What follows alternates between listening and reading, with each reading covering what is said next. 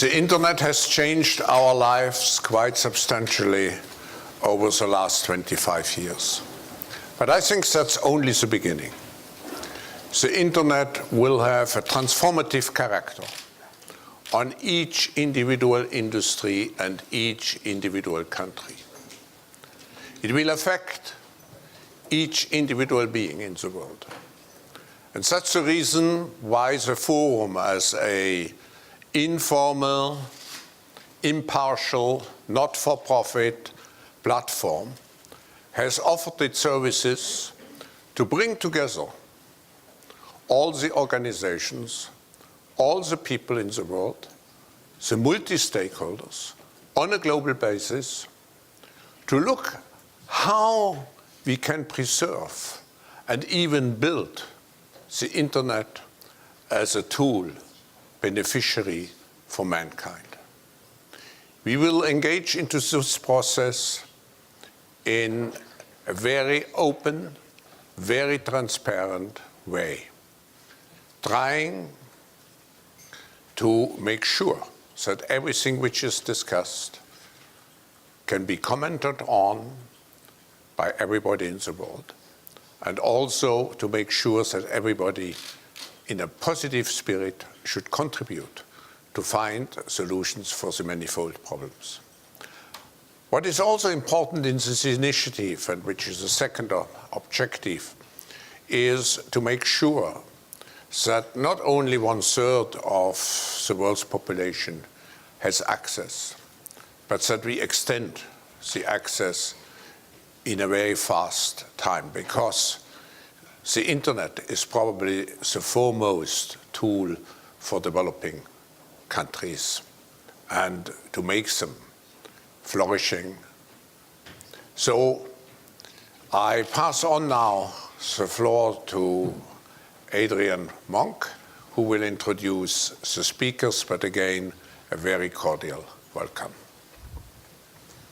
Professor Schwab, thank you. And I'm going to start by apologizing for getting this running 3 minutes late. I'm sorry to everyone. I've broken the first rule of Swiss punctuality, but I promise you I'll keep it going on track and on time. Great pleasure to welcome you to this press briefing on the NETmundial initiative, and just welcoming our panelists, Fadi Chahadi from ICANN. We have Minister Almeida from the government of Brazil, President Ilves of Estonia. We have Angelema from the Web Foundation. We have Pierre Nontem from Accenture, and Rick Sammons representing the World Economic Forum. I'm going to ask each of them just to explain their view of the proceedings this morning and how the initiatives got underway. Afterwards, we'll have time for questions. When it comes to questions, if you can just tell me your name and your organization, and we can try and squeeze in as many as possible in the time that we have. But first, I'm going to ask each of our panelists for a brief overview of proceedings so far this morning. I'm going to start, Fadi, with you. Thank you. Today was the culmination of efforts that have started a year ago. Efforts to show how the multi-stakeholder model can solve internet issues and provide real solutions beyond the technical areas where the multi-stakeholder model is working very well today. So today is the beginning of expanding the multi-stakeholder approach to solve real problems that have not been solved, for the internet to grow in a secure, civil, and empowering fashion. It's very important today for us to recognize that governments, businesses, civil society, technical organizations, academics have come together from all over the world. And thanks to the Forum's incredible and very valuable platform and openness, we're all here together to figure out the path forward. Now, where I hope this will take us is to real solutions. I think we have many places where issues have been identified and new issues continue to be identified. But here, in this initiative, we will start the actual coalescing to solve problems together. The Forum is a great enabler, and for this, we're very thankful to Professor Klaus Schwab and his great team for making this possible today. The internet owes them thanks. We all owe them thanks. And I look forward to a very fruitful afternoon, because this afternoon is equally important. We will take the great ideas we shared this morning and we will move into an action mode. Thank you. Minister Almeida. Well, thank you. Well, I'm going to start saying that it's hard to talk about internet governance. Few people know what it means. It's something abstract that people do not recognize the importance of it. And when I talk to friends in the Brazilian government, one analogy that they use to represent this is climate change. That's an issue that took a lot of time to be understood by the population, by the society, and also to get some concrete measurements in place. So I think that we are in the same situation. Internet is becoming a major part of our daily life. And the problems also arise because of this increase of the internet activities that everyone has today. In the past, people complained about, oh, my email is so slow. Others complained about the video was not being exhibited in the right way. But now we see a different kind of problems that are related to the social aspects, to the human aspects, privacy invasion, privacy leakage, cyber crimes, hackers, and these problems create problems for the population, and they don't know why, and they don't know what to do. Some countries have infrastructure that can handle this kind of problem. And in the case of Brazil, we have an institutional and regulatory framework that is working on these problems. And this regulatory and institutional framework in Brazil has this characteristic of the multi-stakeholder composition. So multi-stakeholder is key for us, but not only multi-stakeholders. Openness, transparency, inclusiveness are all characteristics that Brazil, the Brazilian government, the President Dilma values a lot. So these are values that we work in order to bring these problems to the internet governance mechanism. But as I said, some countries do not have this adequate institutional framework. So after the success of NETmundial and the high-level panel led by President W.E.F, there are several suggestions in order to improve the internet governance system, the global internet governance system. But who is going to do that? ICANN has a limited activity. IETF has another limitation in terms of its mission. So maybe we need to think of new mechanisms, new framework that will help countries to solve these new problems that arise due to the massification of the internet. So that I think that this morning was a first step into that direction. Minister, thank you very much. President Ilves, you moderated this morning's conversation. Can you give us your perspective? Well, thank you. I think it's quite clear to everyone here that the massive, exponential, with a very high exponent, growth of the internet, of technology, accompanied by Moore's law, where the computing power doubles every 18 months, that everything else has lagged behind. How we administer the internet, systems that were adequate in, I mean, we recall it was the first web browser was 1993, so 21 years since Andreessen came out with that, and only 25 since Tim Berners-Lee came out with the HTTP protocol. So this has all moved at an amazing speed. How we deal with this, it's just that, I mean, we haven't kept up with it. Part of the problem, as I said in the morning, is that it's kind of the, it's the problem described by C.P. Snow 55 years ago in his book, The Two Cultures. I mean, okay, the technology part's moving very rapidly. And sort of the humanistic or the philosophical or the legal side hasn't had a clue about the technology. But in fact, the part of the kind of the democratic world is to, I mean, these things have to be in harmony to be sort of mild. And so it's about time. Now that we can thank Mr. Snowden, I guess, to be a catalyst for discussions on this. But that really brought to the fore, on the one hand, the administering of DNS by ICANN, which has been doing all these years. And it brought to the fore the other dimension, which is, right, I mean, there's human rights, freedom of expression, that were the participation of civil society and more broadly, the multi-stakeholder model that is, I think everyone agrees, is a sine qua non for moving on. We have to. This is a catch-up exercise, and I'm glad that, genuinely glad that the World Economic Forum has taken upon itself to actually bring together the various organizations, efforts, initiatives to do this. I mean, and just to keep in mind, these are not the sole ones. I mean, there is also, I mean, you have organizations such as the Freedom Online Coalition, which is more governmental, but pushing free expression. You have organizations like EFF, which clearly is, I mean, a grassroots organization concerned about the same issues. I mean, we need a place where we can come together and discuss this. We can, and actually do need to do the analytic work.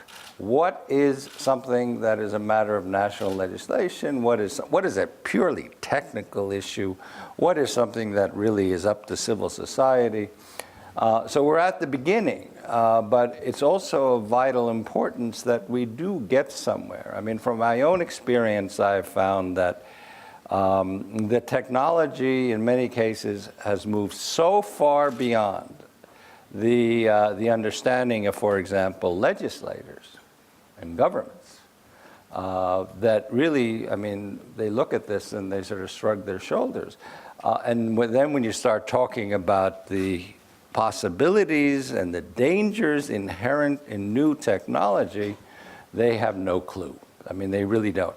And on the other side as well, you see massive paranoia on the part of governments and legislators about things that are really do not impinge upon anything and simply represent an improvement in the level of services that can be provided using modern technology. So I see this as a crucial first step. NETmundial did its part, a very important part. ICANN did its part, and some very necessary changes and reforms have been enacted or are in the process of being enacted thanks to that, because we needed a wake-up call. I mean, there were many wake-up calls, and we finally woke up.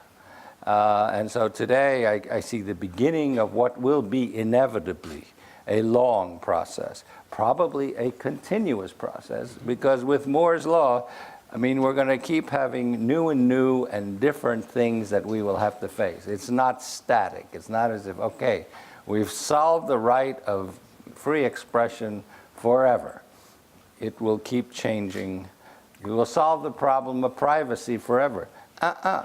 Because they will always come. There will always be some very clever people who will come up with new things. And again, precisely because they have not ever really taken a course in John Locke, do not understand. I mean, they're just thrilled that they can do something really cool and spy on someone a better way, and but not necessarily understand the implications of what they're doing. So I think what I personally would see that this is a absolutely necessary and vital beginning of a process that ultimately I think will become a permanent thing Thank you. Thanks very much. And Angelema from the W.E.F Foundation, can I just turn to you to give us a perspective on this morning's proceedings? There are two things that we're really encouraged about from this morning's discussion, and one big worry. So to start with the two things that were really exciting about this morning, I think the first is the focus on action and the evident willingness in the room to roll up our sleeves and get down to it. As the founder of the World Wide Web Foundation, Tim Berners-Lee, said in his remarks this morning, we are in danger of losing the open internet that has powered so much progress and economic growth in the past decades, and there's very little time. The human right to access, as we've heard, is only enjoyed by a minority of the world's population. The rights to freedom of expression and freedom of association online are under daily attack.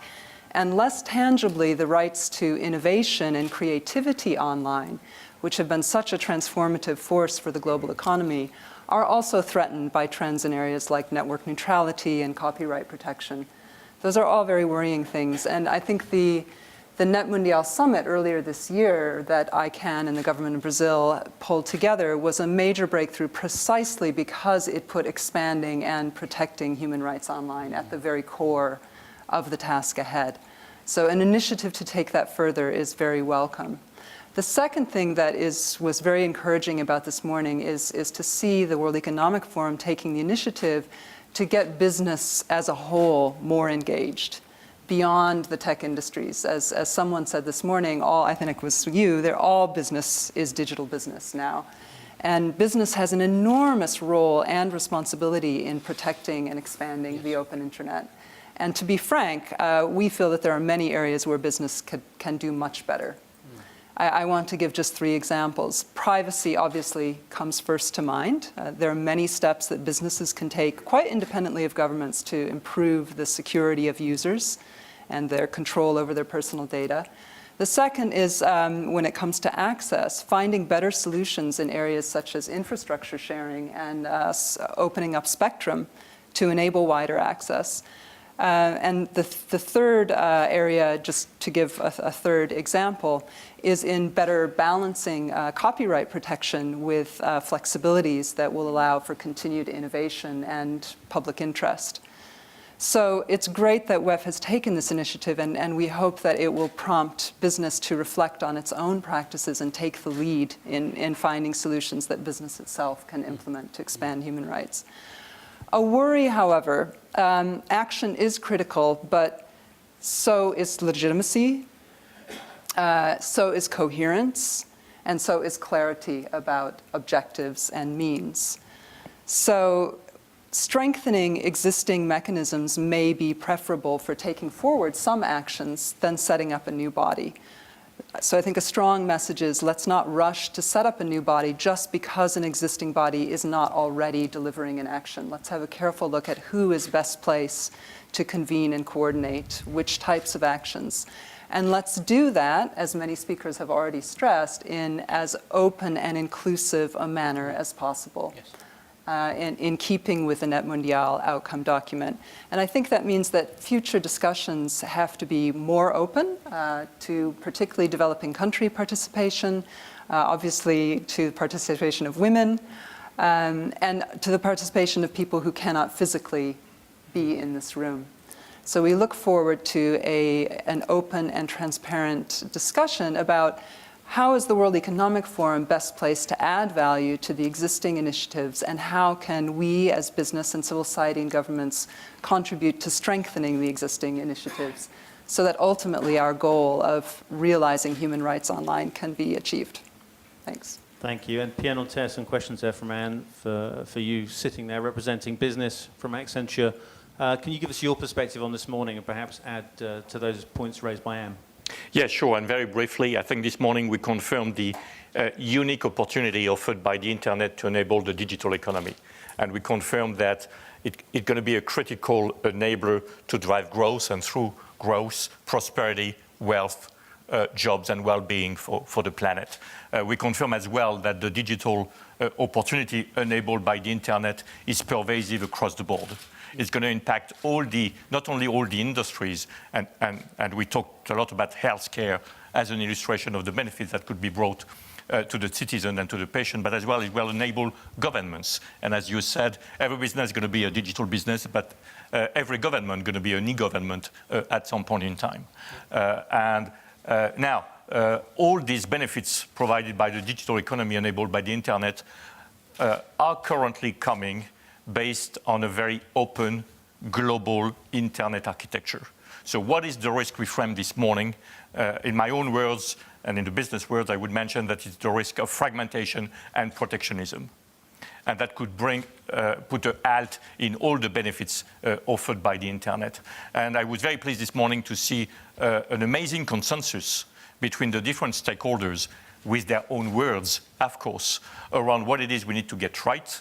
And I guess there's been a great consensus around that should be quite a bottom-up, open, multi-stakeholder governance architecture. Not easy to execute, but clearly that what we should aim at creating, and probably and certainly an ongoing process. And second, indeed, we need to have the right internet governance around some specific issues we tackled this morning, such as, of course, data privacy and trust. I think the word trust has been used a lot. Cybersecurity, for all the reasons we mentioned. But I was very interested this morning to hear a lot of dialogue around access. And we should be careful that sometimes we are taking a Westerner point of view or a developed country point of view around protecting what we have developed, rightfully, but we need to bear in mind that billions of people, they just want to have access. And it's the responsibility of us to provide this access to the citizen and to maintain the innovation. So we need to find the right governance to provide the right principles, framework, potentially standards that will keep the openness, globalization nature of the internet to enable this digital world that can provide so many benefits while providing the right answers to some of the key issues and doing that in a multi-stakeholder standpoint. And I was very encouraged and very grateful to the W.E.F for organizing this meeting and amazed again by the level of consensus and seriousness of the discussion this morning, which is a good backbone to get started with. Thank you. Before I turn to my colleague Rick Sammons very briefly, we've got a wealth of knowledge in the room, as well as our media colleagues. And I just want to turn to Deputy Commerce Secretary Bruce Andrew from the US government and just ask you, Bruce, for a US take on this morning's proceedings. Well, so in a world where you never want to get ahead of your boss, I would actually encourage you all to read Secretary Pritzker's statement, which is being put out this morning. But essentially, in very brief, first she just thanks the W.E.F and Professor Schwab for their leadership in helping to bring this group together, and also lays out a couple issues that we think is the Secretary and the United States government think are important to consider as we move forward. Bruce, thank you, and sorry for putting you on the spot like that. Rick, can I just hear briefly from you about your take on this morning's meetings and the role the forum's played in helping to get people together? Today was a first step, or it is still a first step, in fact. We will have discussions that will continue beyond the initial scoping conversation we had this morning about what this type of exercise should focus on. The issue posed this morning, and by this initiative more generally, is in what ways can international cooperation be deepened or widened to enable this movement from identification of problems to some collective solutions on issues. Mm-hmm. And that may include the role of the forum, but this is a much bigger question than the forum itself. And so this platform that we are collectively part of here is an exploration of that wider question of how can the ecosystem for improved progress be enabled in a few different ways. And let me just briefly point to a couple of the specific notions that came up this morning, which I think will inform how we proceed. One is that many of these questions are not solely technical issues. They're really at the intersection of innovation and wider economic, social, security, or political concerns.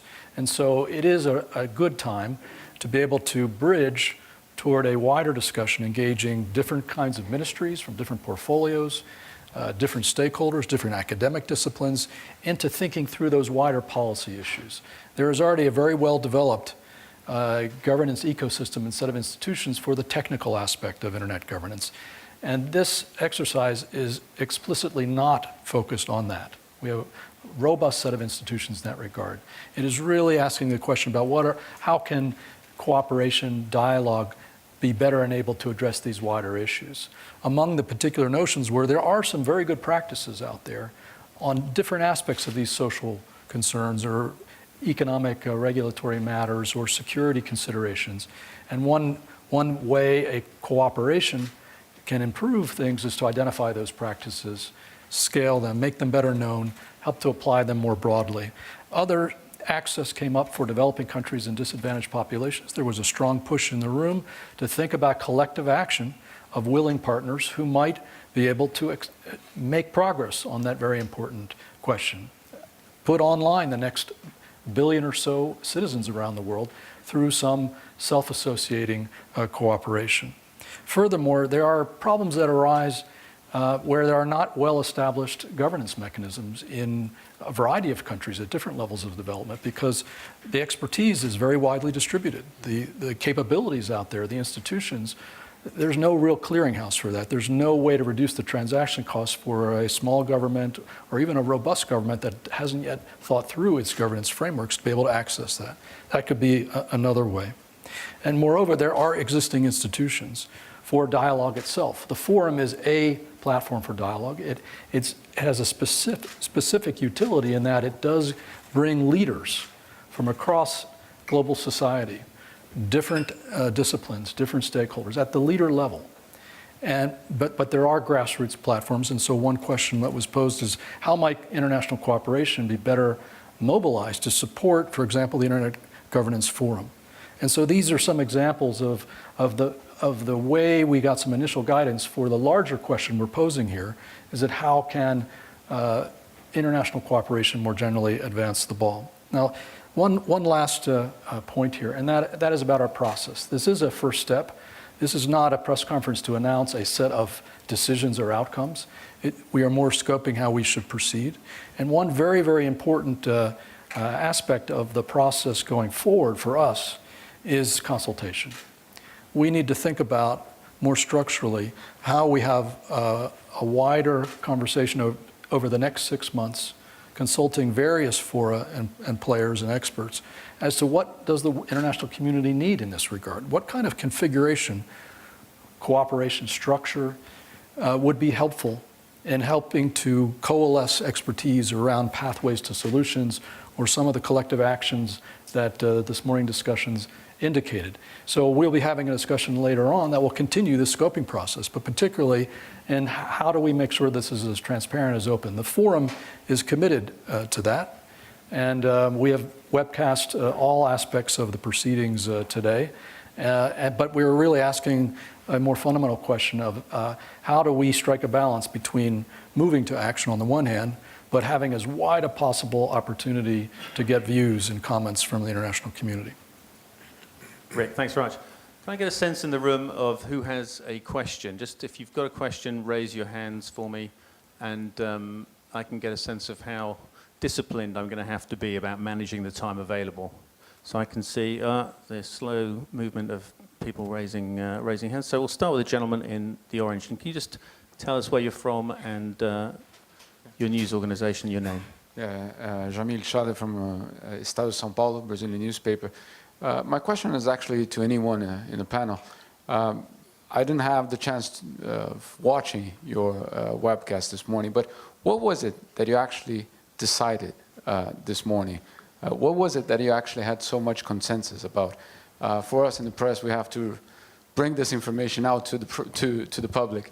And it's very hard if we cannot actually know exactly what happened. If you could be so kind to perhaps get 2 or 3 points and show us exactly where you had the consensus. And secondly, how long, you said around 6 months of consultations, but how long would it take for this new organization or new structure or new platform to actually be created? Or are you going to wait for ICANN's reform to be finished so this can be actually implemented. Thank you. I'm going to ask President Ilves to take that one, and he's conveniently put his hand up. I'll just say that the issue is not so much decision, but I think what we've done is taken the step from NETmundial suggestions to actually having people doing something about it. That is the most important thing. That is, I mean, the history of the past 100 years is full of great recommendations that are, basically, just perfect. But, I mean, even in our own government, we have all kinds of great suggestions. But unless it gets implemented, unless people pick it up and take the ball and start moving with it, they remain nice suggestions. And that was, I think, one of the concerns we've had is that NETmundial was fantastic. But who's going to do something about it? And someone's got to do it. So thanks to Minister Almeida and to Fadi Shahad, and especially thanks to the World Economic Forum, something's happening, and that is far more important. You cannot decide, and we don't really have the democratic legitimacy here to decide anything, but what has been decided is to move forward based on what the past year has given us. Anyone on the panel want to help the headline writing prospects for our colleague from the Brazilian media minister? I have two short comments. The first one, the journalist asked about consensus. And I think that we can say that multi-stakeholder model was a kind of consensus. Everyone talked about the importance of having multi-stakeholder models. And why is that kind of model important? If we think about the internet, it was and it has been a collective construction. People from academia, the technical community, corporations, government, all of them contribute to the construction of the internet. So the multi-stakeholder model that involves all these stakeholders is the most appropriate model to think about the future, because you have all the interests represented there. So this is one. And then finally, what we saw today is the beginning of the construction of a process. We are not going to present anything concrete today, but we have the direction of things that we want to construct in the short term. I think if I can paraphrase Churchill, that's not the beginning of the end, it's the end of the beginning. So hopefully that's helpful. Lady there. Can I move across and I'll come back to you if we have a moment. Can you get a microphone, please? Thank you. My name is Nicolas de Jonquer from La GFI. The question is, whatever organization is going to eventually put those suggestions into place, what kind of power will it have and how will it resist state powers? We've learned recently that wasn't so easy. Okay, that's an interesting question. I think that presupposes that the end result of this conversation will be an organization. I'll let people come back to that. We'll try and take a couple more questions in as well. It's sort of along the same lines, but Nina Larson, AFP. I was just wondering, with this multi-stakeholder approach, you're talking about consultations for 6 months. Is it set that the people who have been in the discussions now are going to be continuing these consultations? Is it going to be a set setup, or is it going to be fluid? Could you please explain? Okay. And sir, I'll just take you as well. Thank you. Miguel Molina, Mexican independent reporter. You are talking about implementation, and I think that's the devil in this conversation, because implementing any decision that this forum or any other forum can come about is going to be very difficult vis-a-vis the reluctance of some governments to abide to legislation, to international agreements, and to even ethics in some cases. What are you supposed to do? What are you planning to do to face and solve this problem eventually? So three big points there. Is this conversation going to end in an organization, firstly? I think secondly, is it a formal or informal process? And lastly, when it does come to something like the end of an end, is there going to be an issue around implementation? all big, knotty questions. Who would like to kick off? Rick, do you want to begin by giving a little bit more background? Sure. Let me, I think one of the things we've learned from this debate over the years, and certainly from the NETmundial conference and from the high-level panel that President Ilves chaired, is that this governance ecosystem, as it already exists, is not a monolithic or an apex type of a system where there is an organization. It's a very distributed or decentralized one.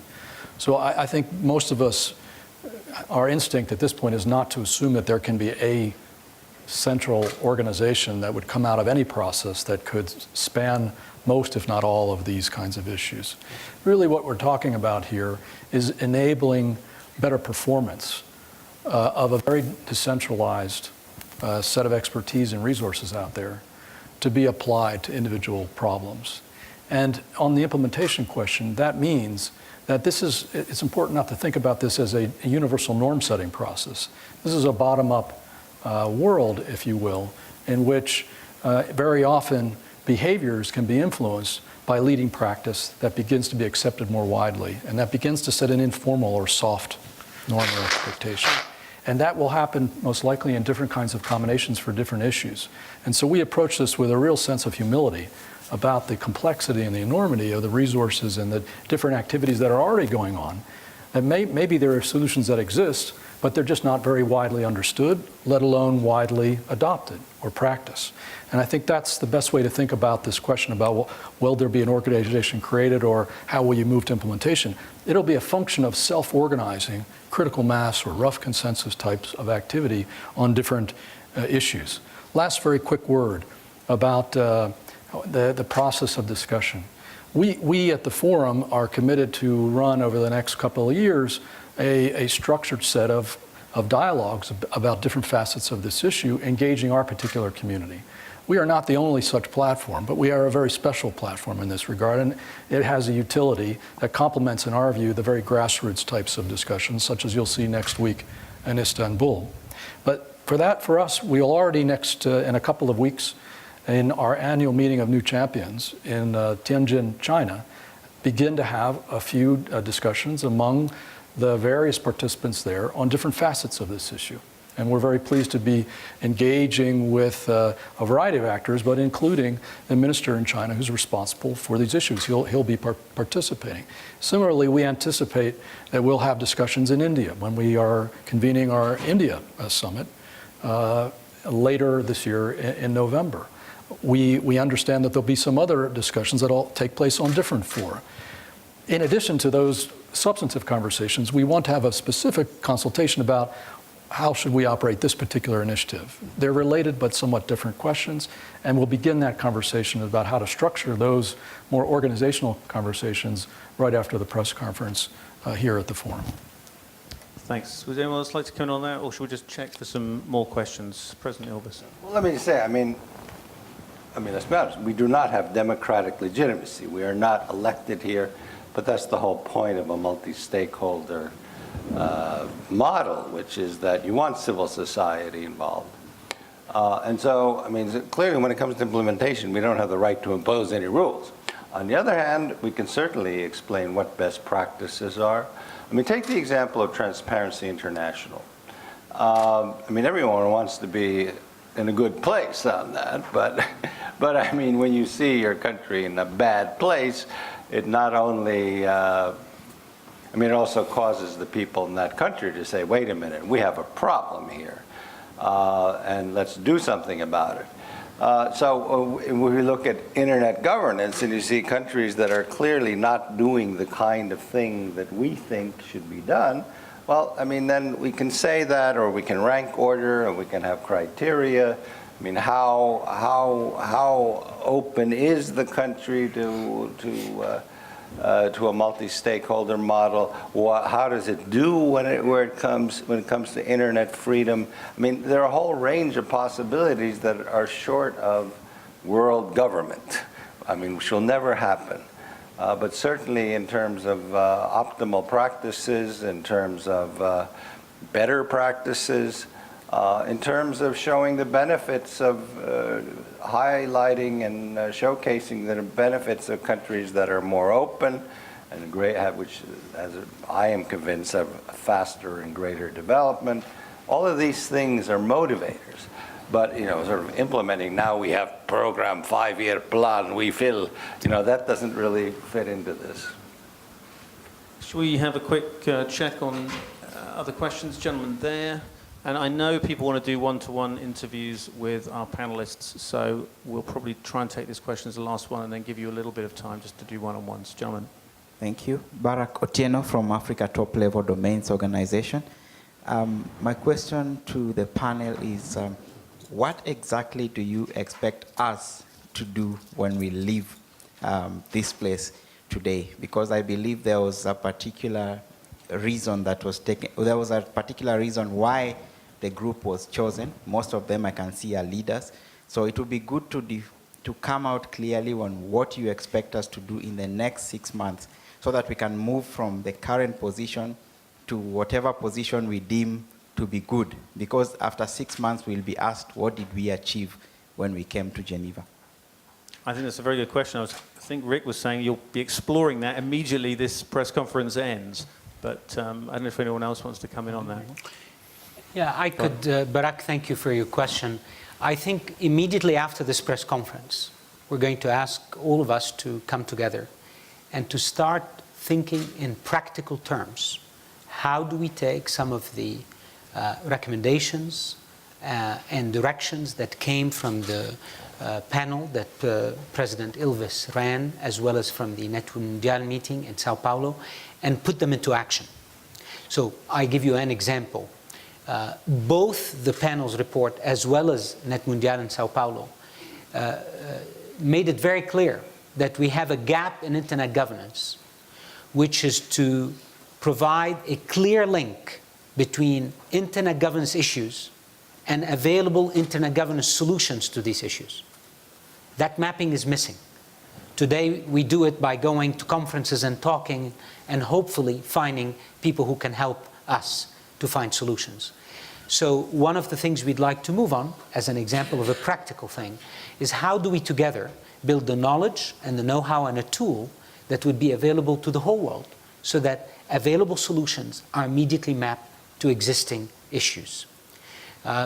That's one example of many things we'd like to do this afternoon together. And I just would like to add to the gentleman from Mexico. Let's be clear that there are really 3 stages to solving this problem, which were outlined in the report of President Ilves' panel.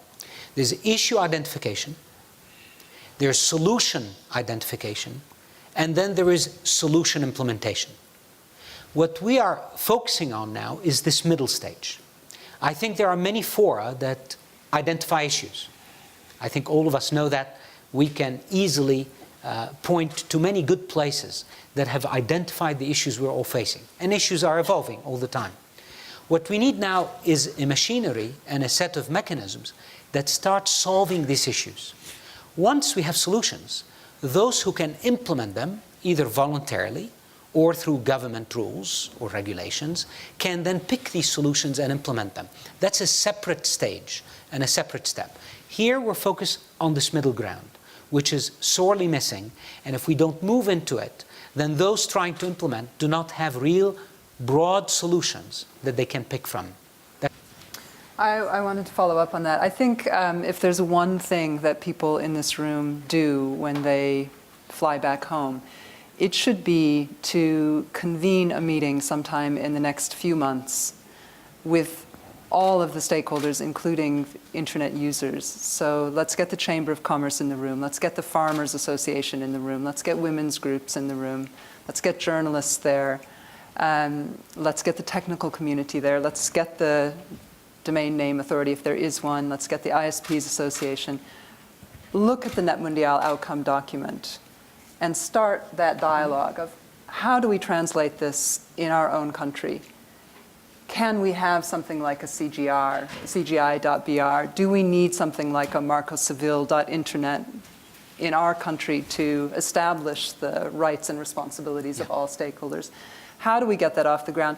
And which actors can help to close the gaps that are there? What role could the business community play? What role could the World Economic Forum play? What is the responsibility of government? What is the responsibility of the UN, of the WSIS process, of the IGF? so that those views can be openly exchanged and discussed at a national level, and we're giving real substantive input into moving the NETmundial outcomes forward that comes from the national level. Minister. Well, I think that Jelena read my mind, but I'm just going to complement a little bit what you can do after you leave this meeting. One concrete thing is that you can join your community and come up with suggestions. That the way that we did in the NETmundial, we had suggestions coming from different parts of the world, from different communities. They were channeled by the One Net. So if you go back and find a community that you think that you are involved, so you can start giving suggestions. That's what we expect. Piano two. Yes, and maybe coming back to the question of the journalist around make it practical. What it is you are doing, what is the outcome, how we can take from here. I mean, for me, what we've been doing this morning, and if I had to characterize what we are aiming at with the W.E.F, is to create, and it's pretty bold, it's pretty unique. That's why it's probably not simple to explain like this. Because what we said is, internet is a global thing, which is going to require global governance and global set of whatever principles and standards coming from the NETmundial. It can't be solved by any typical country-based, and I participated personally to many in Europe, where you have a meeting, you're putting 20 so-called experts, most of the time local, to deal with the data privacy or internet regulation for a typical country. This is not the way it works. The internet is too global, is too complex. Yes. You have too many stakeholders around the world that it can't be solved by a small group in one country trying to deal with these big issues. This is the hypothesis, that it should be globally organized, globally managed with big issues. How you do that? Either you have 150 countries around the world with 150 meetings trying to solve their problem, or you doing something which is bold, and which is what the W.E.F is aiming at enabling. You're creating a platform, a technology platform, a communication platform, a set of tool techniques, principles, where all the stakeholders around the world, and many were there this morning in the room, will be able to contribute on very specific issues. I mean, it's not free lunch. We have the issues. We know around user access, around data privacy, data protection, data integrity, around human rights, around intellectual property rights. So we will have the set of issues, and then put in this W.E.F unique communication architecture where the business community representing the ICT, which what I'm doing today in my capacity, will be able to contribute on specific issues. And then, with all this set of contribution, the W.E.F and the members and the participants will be able to step up, speak up, take the best initiative around the world and engage with the policymakers, engage with the regulators, and say, on these specific issues, this is what we found with, I would use the word crowdsourcing, the best expert around the world. It's pretty unique, because it's not the way you typically do that kind of thing. It's managed locally. You're putting few people from the local government, few experts. You give 6 months. They provide a report and a recommendation. And you write a policy and a regulation which is irrelevant, given the nature of the internet. We and the W.E.F want to do something which probably has never been done at that scale. And it has to be done that way, because this is the only way to put the right governance for something which is so global. That's what I feel after this morning. Thank you very much. Fadi, let's turn to you for the last word. It's very difficult to follow this. Thank you, Pierre. This was very lucidly said, and it's true. It's the reason we're here at the forum. I want to address something far less passionate, but I heard 2 questions related to the new organization and one about ICANN. So this is technical, but I want to set the record straight.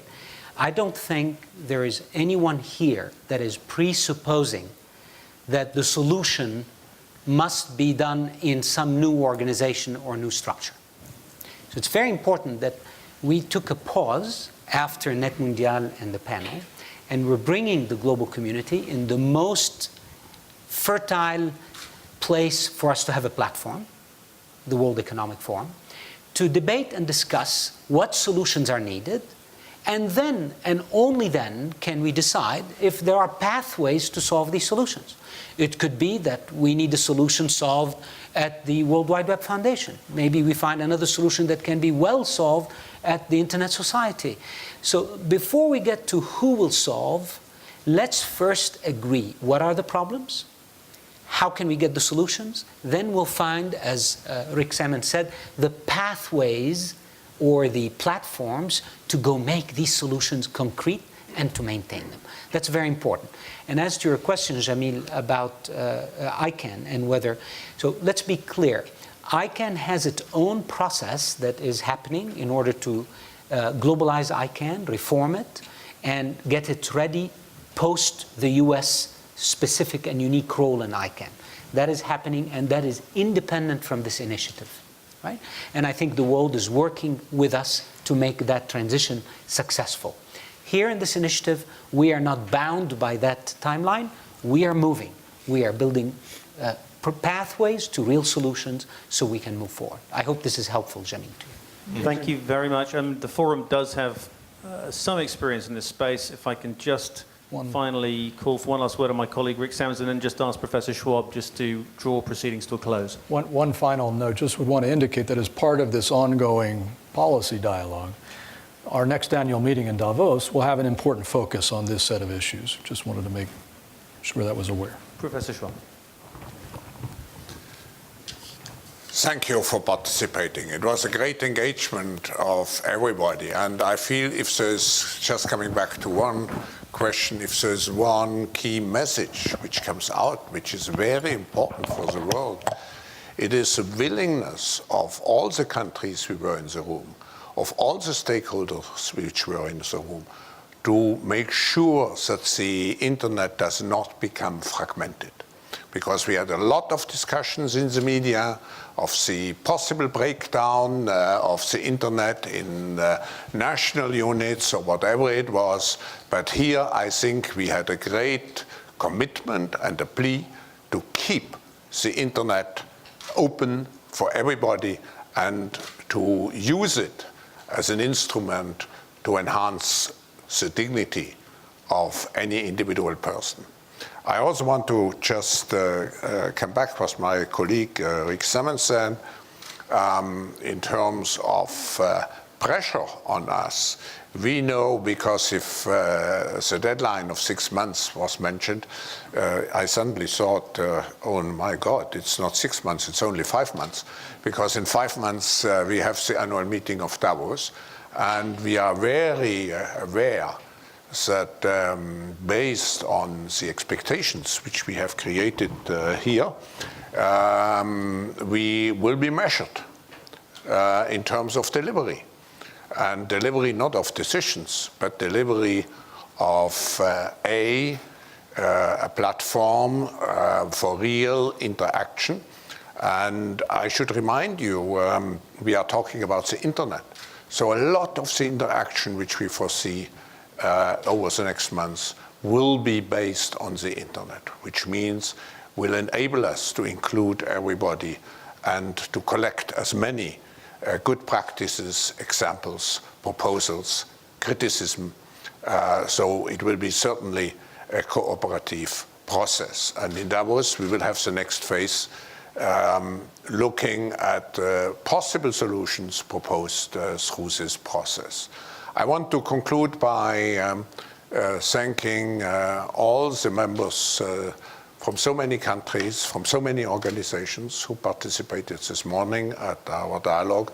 And I want to thank particularly the panel and President Ilves for the chairmanship of those discussions and the excellent cooperation, I should mention, which we had. This was not a meeting out of the blue. It was a meeting prepared, and I think the best preparation for the meeting, actually, Minister, was your meeting and your initiative. And my special thanks also to ICANN with an organization with which we have established great cooperation to complement the more political, economic, social issues, also with the technological issues, because it's very important to have both integrated. We cannot separate the technical and the more political, economic, and social issues, each from another. And I want to thank the civil society, because we work very closely, and actually yesterday we had a preparatory meeting in some way of about 60 representatives of civil society. You see downstairs the tent. We had 4,000 young people in the age of 20 to 30 here assembled over the weekend. They came from over 150 countries. We want to integrate youth, because they will be the main beneficiaries of the internet in the future. And finally, I want to thank Pierre and our business members, because at the end it's also a business enabling, business-driven action which the internet represents. So we have to make sure that business is engaged in a responsible and responsive manner. So thank you again. Thank you, Mr. President. Thanks to the panelists. Thanks, everybody. Please give them a chance to take their microphones off before you field them with questions. And to all the members and colleagues from the Geneva Press Corps, I very much look forward to seeing you again next week for the launch of the Global Competitiveness Report, which will be midweek next week. So if I don't have a chance to say hello now, please catch up with me then. Thank you.